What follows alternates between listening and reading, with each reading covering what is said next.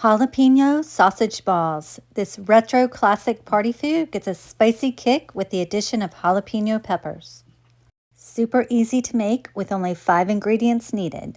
In a large mixing bowl, combine 1 pound breakfast sausage, 2 to 3 finely diced jalapenos, 1 pound shredded sharp cheddar cheese, 2.5 cups Bisquick, and 2 tablespoons of milk.